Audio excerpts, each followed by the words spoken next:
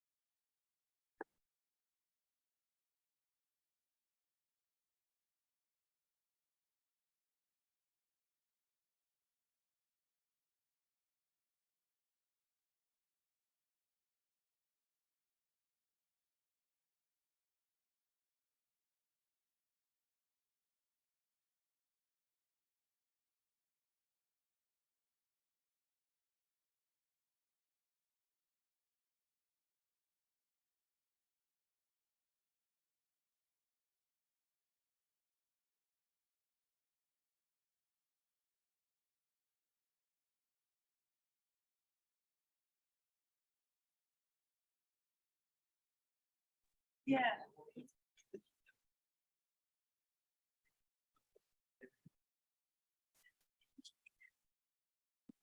No.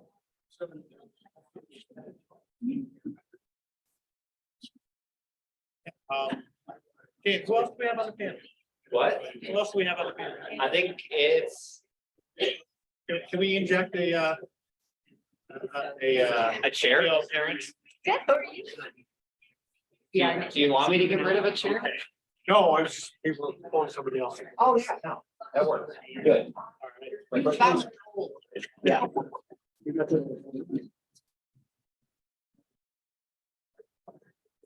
All you. Oh, let me make sure I'm unmuted. We're good.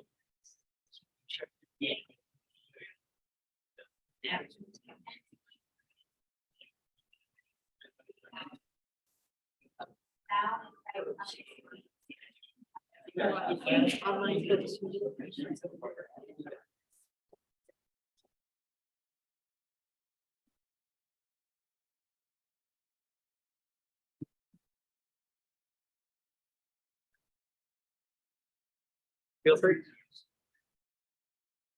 All right, hey, welcome everybody. This is the breakout session on transportation and emergency response challenges. I'm Jim Stack. I'm the executive director of the Genesee Transportation Council here in Rochester. We also have Matt Jaksetic from the Ohio Emergency Management. Did I get a little closer? Lisa Burkovich from the New York State Office of Emergency Management, and we just roped in Steve Shalaba from the Monroe County Office of Emergency Management. That's right. Fire Bureau. So, you know, he'll be able to talk some more of the Q&A session. Does not have any prepared remarks. So, Dan, I guess we could start with my presentation, and then Lisa will piggyback on the back end.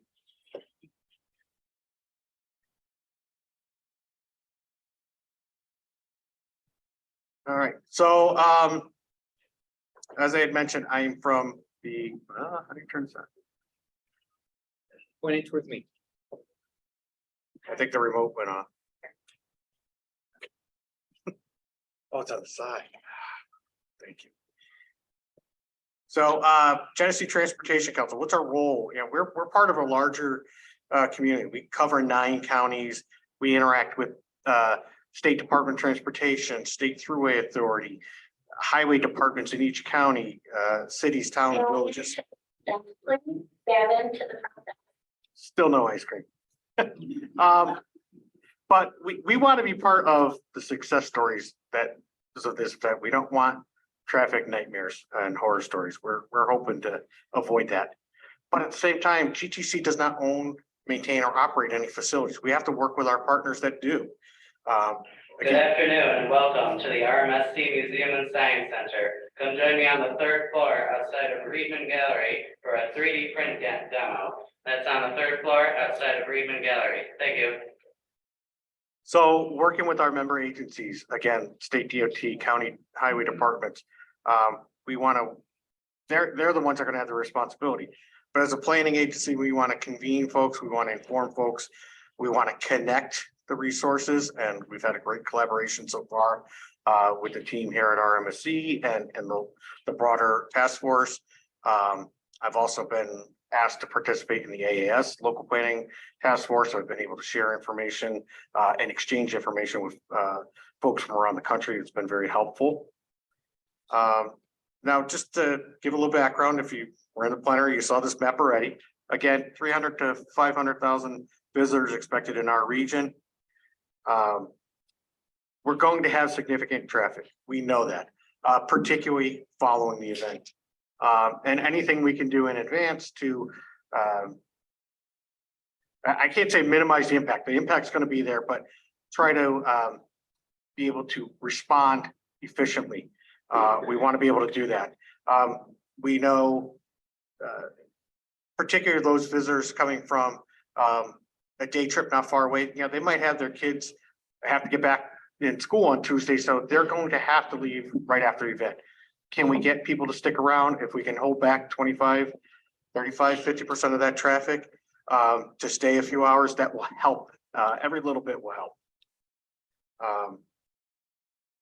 We also have to think about the different venues and what are the experiences that people are going to want. You know, are they going to come to a science museum like this? Are they going to go to a sports stadium like Carbondale? Are we going to have a site downtown? You know, Rochester, we're fortunate to have something called Parcel 5. It's in the middle of these tall buildings, but Dan has confirmed that the view of the eclipse will not be blocked and you could have sort of festival atmosphere. Open areas, parks, state parks, county parks, farmers fields, you know, you might have different stuff go around. We're hoping to get the state campgrounds open for a unique experience, at least the tent camping and maybe RV camping. But in New York State, they're typically not open that early in the year. So that's some considerations that will need to happen. It's usually closer to Memorial Day.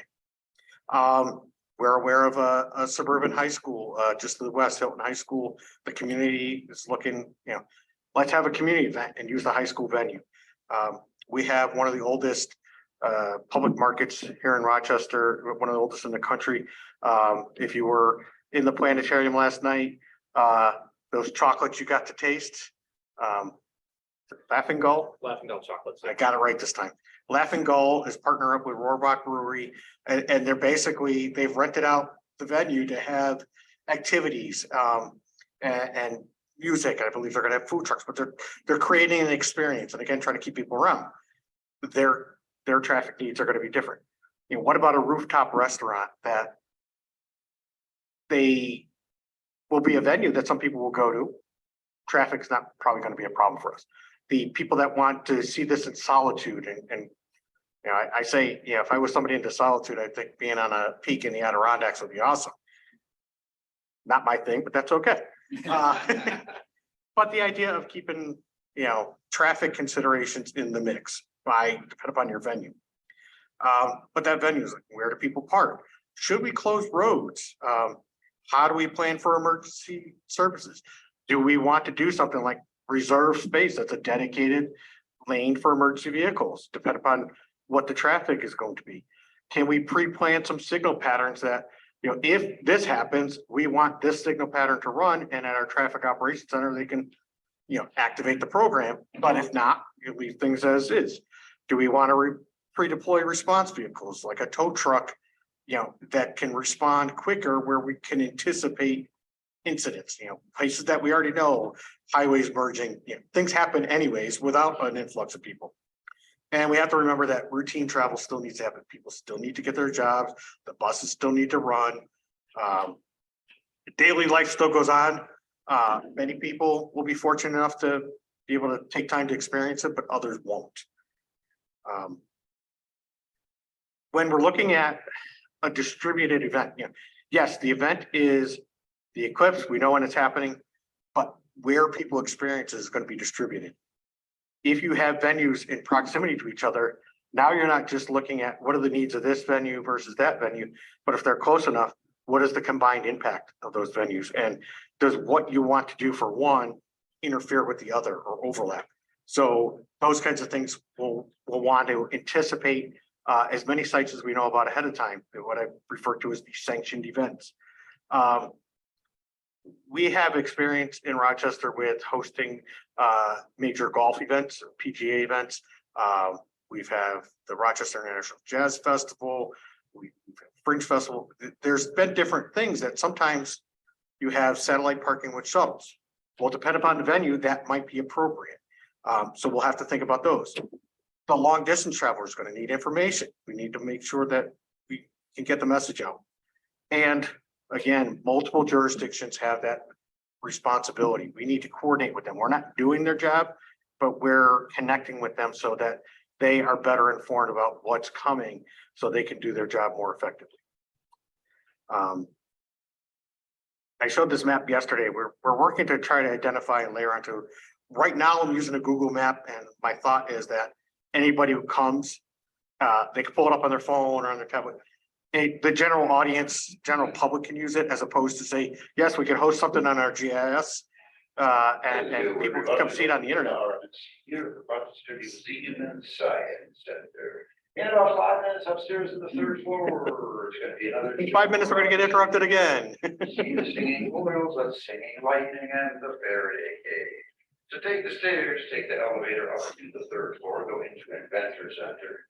You'll see a big wall with lightning on it. That's gonna be the electricity theater. Again, that's gonna be in just about 5 minutes now to our next show of electricity theater. Apologize to those on Zoom. So, using something like Google Maps is widely available. People say, hey, I'm here and I'm trying to get there. They get directions. They're going to be a familiar interface as opposed to trying to do something on GIS and hosting like, hey, here's a static thing. At least with Google Maps, they get real-time traffic in a less complicated, more familiar format. Between now and then, that could change. This is what we're starting with. It doesn't have very much information on it yet. But what it does have is where are our hospitals? But I point out here, University of Rochester Medical Center, Strong Memorial Hospital is the region's only level 1 trauma center and burn center. We need to take that into consideration. How are emergency vehicles going to get there, particularly if there's traffic? And that's what I talk about. Do we reserve a lane for emergency vehicles? These are things we'll have to figure out. UR Medicine also has a mobile stroke unit. This is like an ICU on wheels. It's relatively new in the community, but when the case of stroke, when blood flow to the brain is blocked, seconds count. I don't want that vehicle delayed any more than it has to be. Yeah, any more than it would normally be. So again, the idea of, hey, maybe that main road in and out of the trauma center needs to have a designated emergency lane. We don't know what it's going to be yet, but these are the things we're starting to think about. I talked about, the different tools. So up here, you can see our Regional Traffic Operations Center, real-time monitoring of what's going on. We have cameras out there. We have the ability to put variable message boards where we can pull out with a trailer and deploy a message cycle. We have fixed message boards that are already on interstates that we can change that message. The idea of, do you pre-deploy a tow truck? The help vehicle, highway emergency local patrol. These are already in our community. They help motorists. You need to change a flat tire, get a little bit of gas. Dan's giving me a quizzical look. No, we're trying to figure what is in the lower right-hand corner. Oh, that is a state police vehicle that has deployable arms. It sort of looks like a vehicle, but it gives more visibility. The police car that's on the side of the road with a broken down motorist or whatever. Now, I can't say that, I think they leave them up that way, because if they stuck them out, it would probably interfere with traffic. But it's just the idea of more visibility. Because drivers, doesn't matter how many flashing lights, they seem to like not pay attention. And unfortunately, sometimes actually the light will draw some drivers in. I know somebody, state trooper, that was crushed between vehicles because the drunk driver was drawn to the light. It's scary, but it happens. Again, ambulance, fire, certainly we want to keep them on alert. Are we going to have them pre-deployed? That's a decision to come later, and it's going to depend upon the venue and what the emergency management folks think, which is why I'm going to turn it over to Lisa to talk about emergency management stuff.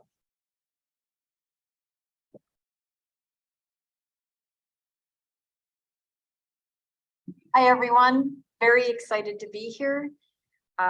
Just a little bit about New York State Division of Homeland Security and Emergency Services. We are considered regional staff. So I'm the regional director for Finger Lakes. I have 10 counties. That would be from Monroe County all the way over to Cayuga, down to Chemung, near the PA border. Also here is Jason Tolsma. Wait, everybody. And he is the regional coordinator for the Western region. So Totality's path will cross through both zones within this one region. And basically what's going to happen is we are going to be working with our partners. Typically, we work with the counties, we work with the municipalities, we assist them in building their plans for response. And then we also assist them with exercising and drilling prior to large events or emergencies. So what's important about Totality is that it's in April.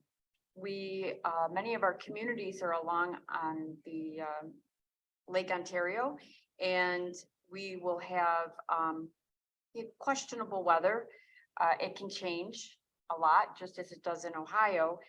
And then we also would be dealing with a regular work day. So we have normal operations, and then we have this major event that would be occurring within the community. And as mentioned by many speakers over the last 2 days, we will have not only an influx of visitors coming into New York, we will also have residents. When you're talking about 1 million people trying to move about on your expressways, depending on the weather and what the road conditions can look like, we're trying to minimize any of the typical long-term delays. We certainly would not want to have vehicles stuck in traffic for 20 hours, 13 hours. We want people to be able to enjoy the experience. And as mentioned yesterday, the New York State task force is being put together, and it is two-pronged. One would be visitors and all of the events that would be taking place throughout these regions. And then also would be the public safety part of it, the emergency management part of it. And that's where we would be mostly involved, would be in the emergency management part of it. Several things were brought up about how we would manage the throughway traffic. All of that would be worked on through the task force, which will have multiple partners from, local, state government, as well as our private partners. It was brought up about using variable signs on the expressways, and the signs are generally used for emergency purposes or to message about traffic conditions. And so, in closing schools, that's also a consideration. All of these things would be tackled, through the task force, and then also connecting to our local partners. So there is a local regional task force, and we would be partnering, as we are now, with them. And then we would be doing what we call an after action. So after the event's over and we're getting back to our normal, we would review everything for the next eclipse or the next large event. And we actually do have plans for very, very large events. So basically, we would be tweaking those plans.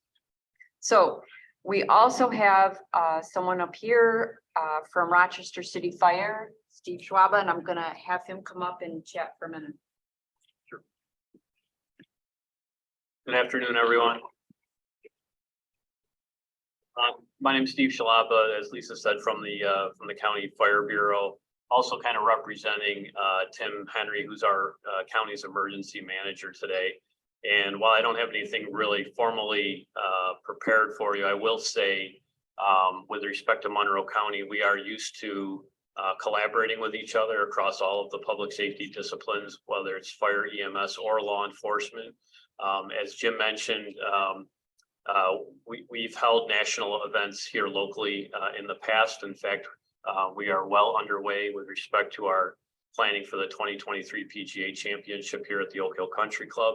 So, although this is a little bit different animal, right? And we're used to maybe planning on the fly for high wind events or other severe weather type scenarios, but certainly this is a little different, a little more widespread, a little maybe perhaps more significant. So we've had a number of internal discussions. I suspect we'll have several planning meetings between now and then, and also meeting with those various stakeholders to really kind of advance the mission. The one thing that I think we're proud of here in Monroe County, and we always say this, is that no good team meets in the huddle. Again, our relationships with each other across all the public safety disciplines is very strong.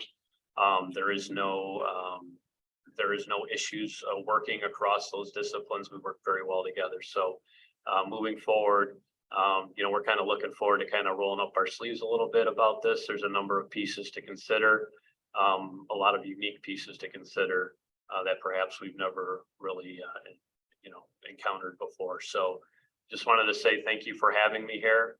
Happy to entertain any thoughts or questions as we get to that point at the end for a Q&A. But thanks again for having me.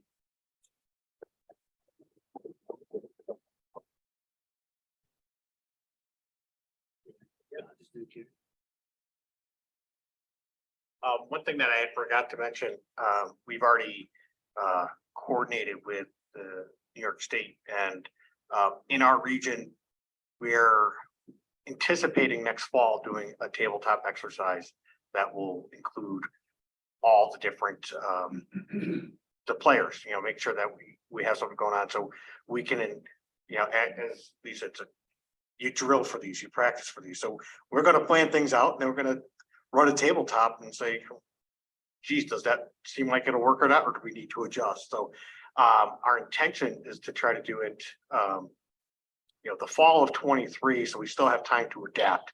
I don't think we're going to be ready to say do April 23 to have the same light conditions, but we could do it in the fall, knowing when the sun is going to be in the same position. And it still gives us time to adapt. But that said, we're going to throw it to Q&A.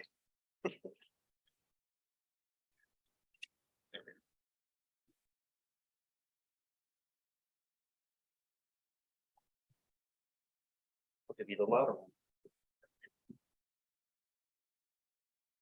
Janet's got a question. Yep. Hi, I'm Janet. I'm really impressed with it seems like, and granted, it's like you guys got started in 2019, but can you talk to everyone about what was the process of just getting all of these people on board? Was it a phone call? Was it an email? Was there any hesitation? Did you hit a few kinds of resistance before you got that? Because I think, these are all, it sounds like you guys are working super well together and already considering this, and we're 18 months out. But for anybody listening online, are there some best practices that you guys did that, Texas is going to be huge. So how can the folks, I know my friend Rain is on there now down in Kerrville thinking about how they've got I-10 there, but how to coordinate with the entire state. You have some best practices on that. Well, I think, as Steve had mentioned, we have a history of collaboration in our community that there's already open lines of communication. One of the forums, I guess you would call it, that our office facilitates is our traffic operations coordinating committee. So every couple of months, that at the regional traffic operations center, all the folks that are involved, we convene, our county highway, department, our Monroe County Department of Transportation, the State Department of Transportation, the State Thruway Authority, the Monroe County Fire Bureau is represented there, state police, county sheriff. And these folks have been doing this for years. So that was a natural springboard. And then it was sort of like, well, you should talk to so-and-so. In the audience, we have somebody from the State Department of Transportation.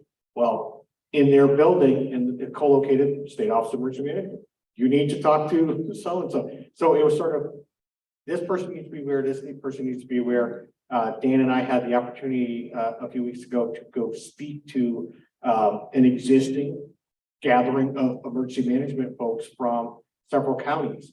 So anytime you can pick up on an existing forum and go be a presenter, that's where you're going to get a lot of buy-in. I think it's one of those things where I have not seen a hesitation from anybody once you say, hey, this is going to happen. And I would say the first time I got to ask the question, I wish I was prepared when somebody said, well, what if it's cloudy? There's not going to be a rain delay.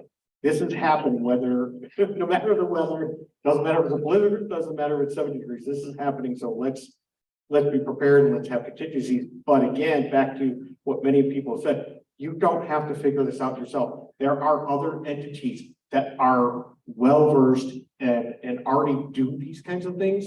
The emergency management plan. They planned for all different types of events. Now, have they planned for 100 different events simultaneous? Maybe not, but they have the experience. And I think, maybe Lisa, you can talk to, what was your reaction when we reached out?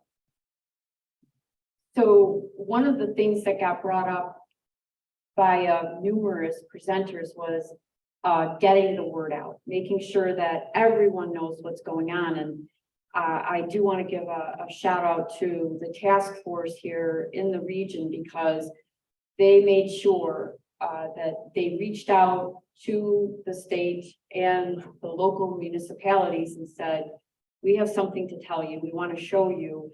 And so we made sure that they were able to come in and speak to the broadest audience regionally. And the more that the information came and we pushed the information to leadership in Albany, now you're starting to turn the wheel and really getting more of the information out. We have long-standing relationships that are really collaborative. We speak to each other very often. We have meetings, and it is, and then we also utilize best practices. So like, for example, with Ohio, we're looking at what they're doing and other major events. And now that, we're all sitting here together, we're able to be, a healthy partner and be able to contribute. Matt, do you want to talk about the coordination that's happening in your state?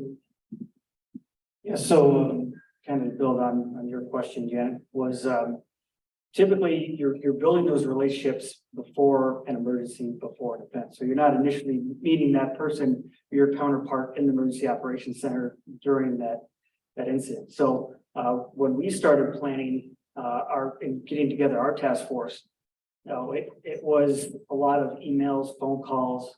Hey, this is what we got coming. This is a planned event. We've got more time to plan for this thing than we know to do it. So why not do it? This is one of those, unicorns where we can actually do this and plan for it and know that it's going to happen at this day and this time. And how does that relate to the other agencies that we're trying to get involved? We reached out to the Army Corps of Engineers and initially it was, oh, why does that pertain to us? Well, you have property within the path of totality where more likely than not, folks are going to go to so that they can view it. And then just kind of build on from there. So you reach out to your counterparts that you already know, and say, hey, this is what we got coming. Let's plan for it because, hey, we can, and we've got time to do it. And just kind of keep going with that. And it's just been snowballed for us to a point of, we've had, I think we started our planning in July 2021, where Colin Campbell, who's our lead for this task force, has reached out to all the agencies. And when we've talked to those agencies, they say, well, we need to bring in these agencies. So prime example is we've talked to Ohio Department of Transportation, and we were like, okay, so we got, Interstate 75, 70, 71, and then we got into the Ohio Turnpike of I-80, I-90. Well, that's a whole different, agency or group, because we got to bring in the Turnpike Authority. So let's bring them in. And so you're connecting the dots, degrees of separation, if you could say.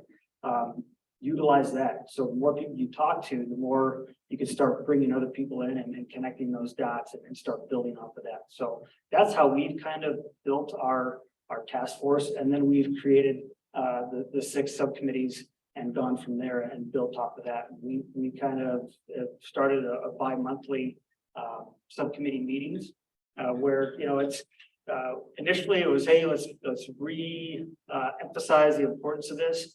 Let's continue this. And then if we don't have anything pertinent to bring to the table for that particular bi-monthly meeting, then we table any conversation that needs to be had for the next meeting. So we're not wasting people's time. So you want to be smart about when you plan for it and having these meetings where you have information to present or share, where you're not wasting folks' time.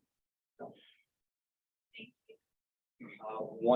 One quick note to add on to all of that is even the first way that we got introduced to Lisa was through Buffalo had a meeting with their health preparedness coalition that then introduced us to our local our health preparedness coalition, which Lisa, you were at that one, which then led to the emergency managers. So, in general, please help your neighboring communities where if you know someone and you're working with one agency, there's a good chance that they know, one of your neighbors, and, continue to pass it along. We have some. Janet, just like, I think you asked in the beginning, so, how did you get people connected? And almost got the sense of like, did you encounter any resistance? I think what we're finding is that once people are made aware of this and how it might affect them, they say, great, I have time to plan for it. I can get ready for it. I haven't encountered any resistance. Maybe back in 2019, like, oh yeah, that's so far away. And, what if it rains? Well, now nobody's saying that. Yeah.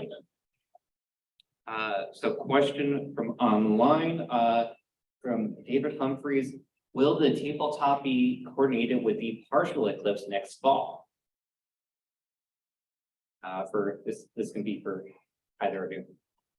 Well, we had not planned to do that.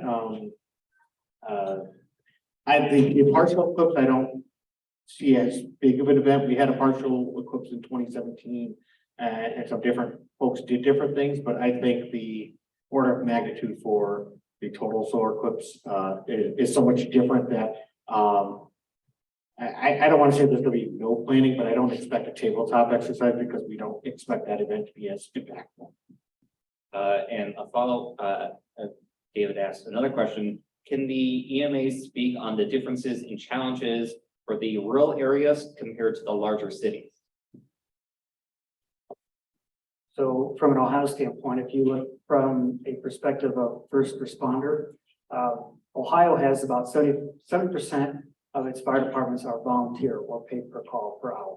So it being on a Monday, your volunteers are going to be working, getting them from work to the firehouse, from the firehouse to the incident, wherever it may be, that there is already a good amount of time that passes from call to arrival on scene, exacerbated by an influx of folks coming in.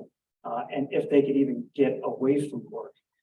There are departments, unfortunately, in Ohio where, if there's a medical call, they have to reach out for mutual aid because they can't fill enough people to get on the truck to go to that medical incident or that traffic crash or that fire. And so when you're already reaching out to mutual aid on blue sky days, you're going to have to figure out what we're going to do for this Eclipse event. Do we talk to the volunteer fire department chiefs, and then the volunteer employers and say, hey, can we consider letting the volunteers stay at home for the day and not get into their paid time off, because that's valuable time for them. And then also keeping into consideration that this could be potentially a funding source for them to get funds for equipment they need or they need to pay for. So if they were to have a barbecue at the firehouse or something along those lines, and just kicking the can around, but definitely need to consider the rural aspect versus the larger city aspect. Even larger cities, and Chief, you could probably speak more to this. Their staffing levels are still low. They're not what they used to be, and Q and the pandemic were exacerbated that issue. So from a staffing standpoint, are the city departments going to consider bringing in more staff to stay at the firehouse if something were to occur? Because if a larger event were to happen, calling folks in to the firehouse from their home could be an extended period of time as well. So all things considered. We have an in-person question here. Oh, sorry. Yep. Were you gonna add on? Yeah, I would just add on a few pieces to that. You're exactly right. So obviously, not only do we have our normal call volume on a Monday, but we have this added event in the queue, right? People are still going to require EMS services, fire services for just our normal call volume. And so really it comes down to resource management, whether you're looking at your staffing configuration, whether we need additional resources, and both the career and the volunteer side, we need to staff firehouses that day. Again, as it was mentioned, luckily, the one thing we have in our favor right now is time. And so we have plenty of time to look at this and to plan for it. But I suspect that all of those things will come into focus on that day. Joe Levisich, the New York State Department of Transportation. So I'll say that Jim and I have actually, been talking about this for a little while, and Laurie here was also works. But in my capacity with State Department of Transportation here in the region, I want to touch on convincing people. A point that I have found that is a good selling point is when we mentioned that we don't want students stopped on the bus for a matter of hours, and the people, some of the reactions got a little bit like, oh, and like that's sort of like that was an easy like, oh, well, all right, maybe we should, I don't want to say take it more seriously, because I don't want to imply that maybe they weren't, but just was like there's when kids get involved in our students, that's kind of lights a fire under people. So that's something that I have found to be successful in making sure people are engaged and getting them on board. I did have one question though, and not necessarily for the folks up there, unless a partner from Ohio has one, but either people in the group or in the chat. But one thing Jim and Laurie and I have talked about is, when you get in the car, whether, not even only after the eclipse, but anywhere, you're traveling somewhere back home, what's the first thing you do is you pull up Google Maps, and you just, hit the home button, get in the car. And so one thing that the three of us have wondered, and if someone here in the room or online has a contact app, Google, be curious to connect with someone like that, because I don't know, they or other GPS maps have solutions to disperse traffic, along the network, as opposed to just give you the fastest route home, just in one way to leave it. So but something we've talked about, so I'd be curious to know. Yeah, between sessions, Rick was asking me something, but also Google has a tendency like, oh, there's something going on, here's a faster route. That's not necessarily an appropriate route. You might be sending vehicles down through a small community that's not prepared for that level of traffic. Or especially routing a truck, because too many trucks use the consumer grade GPS, not the commercial grade. You don't want to send a truck down the wrong route. And that did, as Joe was talking, I remember one thing I didn't include in my presentation when we were talking about traffic We are coordinating with State Department of Transportation on when we're gonna have major road construction projects. That year, typically in Western New York, construction starts around April 1st, and the lane closures. We don't want that until after the event. But also that weekend, we don't want oversized loads, whether they're long loads or heavy loads. The oversized loads that are permitted, because they're permitted and have to have a pre-planned route, the state can say, you're not getting a permit for this weekend. And again, we know far enough in advance, we can coordinate with the right people. That is an important consideration in every community. When you have discretion to avoid some of the problems, like you can't tell the trucks, you can't go on the interstate. That's interstate conflict clause. You can't stop that, but you can stop those oversized loads. I actually had a question. It hit me a second ago. So we have both Ohio and New York here. Has there been any discussion between between states on some of the roads connecting them? I think of I-90, which hits a good chunk of Ohio. It hits a good chunk of New York, and the path of totality almost follows it to a scary amount. I was wondering if there's been any discussion between the states. Pennsylvania's getting in the way. I don't know, Matt, I'm not aware of informal collaboration, and as I was saying earlier, at least in Rochester, I don't see us competing against Buffalo and Cleveland and Columbus. We're expected to draw from the east. I don't know how much people will think, like bypass Columbus to get to Rochester, bypass Cleveland or Buffalo to get to Rochester. So I have thought about that interstate collaboration. I don't know if others have. That's at the governor's. Oh, Lisa says that will be at the governor's levels and the governor's various respective state task force will. Okay, and there's ongoing communications already among states about different events, so. There was a comment online related to the Google problem. We had an astronomy club member and a camper that was sent down the street that only had a couple inches on either side of his camper. So he said by Google in Kentucky in 2017. They let you select your preference to avoid toll roads, but not to avoid small roads. I wish they would. Right. Question, actually, this question was related to Ohio, but can be for any of the states represented. Will workplaces be encouraged to close for that day? That is above my pay grade. I would say, yeah, it's gonna be up to each department and, not thanks to the pandemic, but thanks to the pandemic is that there may be more encouragement for remote work that day. But again, yeah, I have not heard anything from any, Ohio agencies, departments, local agencies or departments that have said, we're probably gonna close down for that day. I could count on me probably being in the emergency operations center. But if we decide to open it, yeah, I haven't heard anything.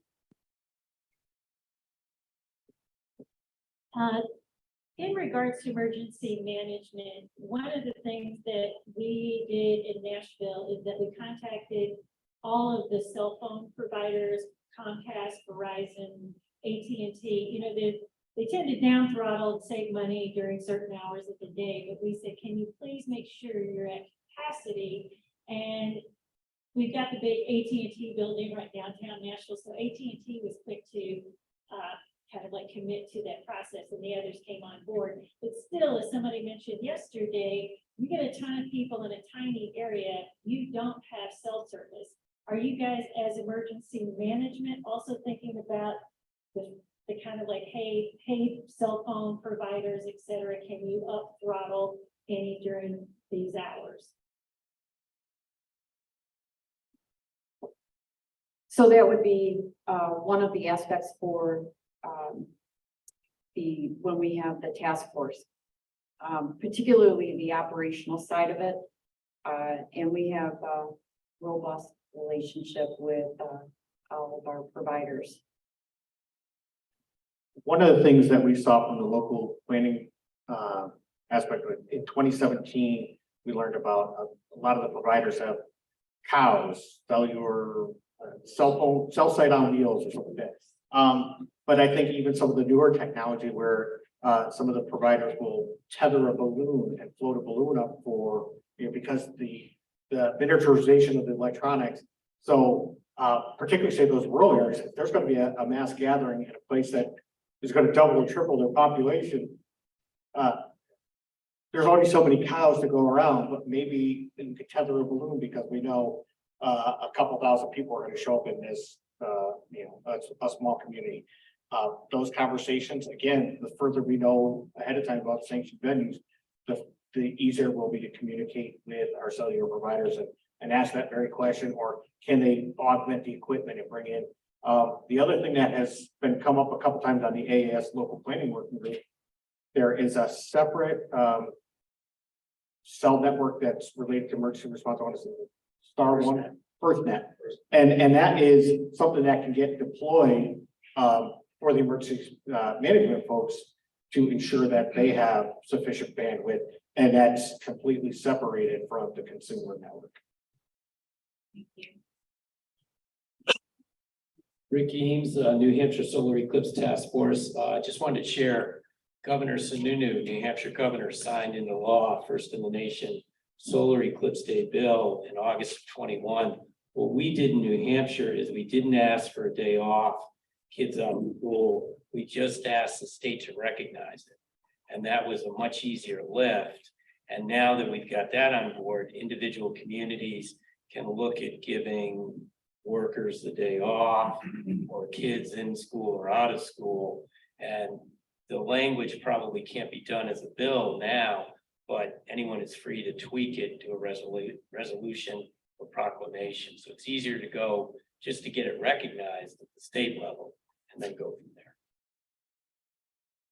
Sure, that's a really good point. As a matter of fact, this being an election year, we're probably going to wait, or the governor is probably going to wait until the election is over, and that's certainly something that I would share with the task force and maybe my emergency management director for them to shoot that up the chain.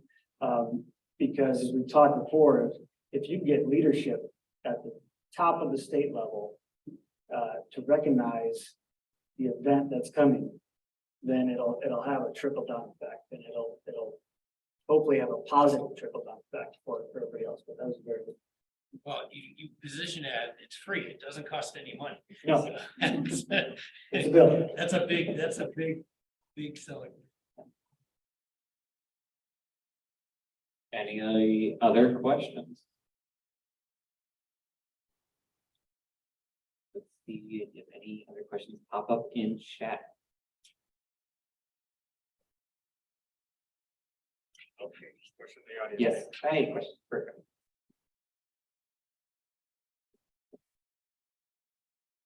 Hello, Kelly Forrest, NAMSA.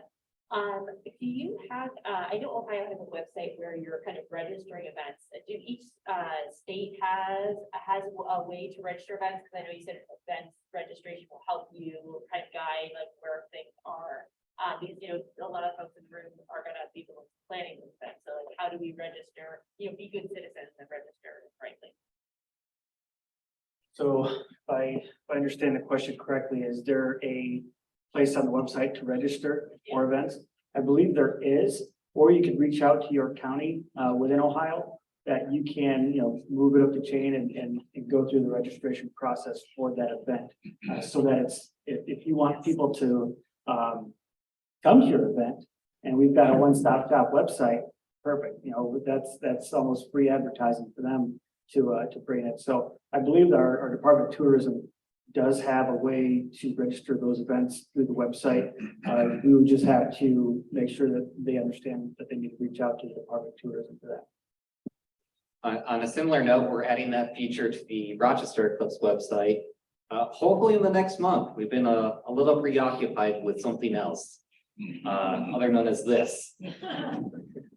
But that is one of the things that I know we're looking at doing regionally, and I encourage other people to do it. If anyone else uses a WordPress website, there are some excellent plugins out there that, if not free, are rather cheap to help you start tracking that. And, at bare minimum, Google Forms. And David online says checking with your local chamber of commerce or tourism board may also be places to go. So. No other questions on that? In that case, I would like to thank all of our panelists once again. And then we will be starting back here at 3:30 for our final session of the weekend. Thank you, and we'll see you soon.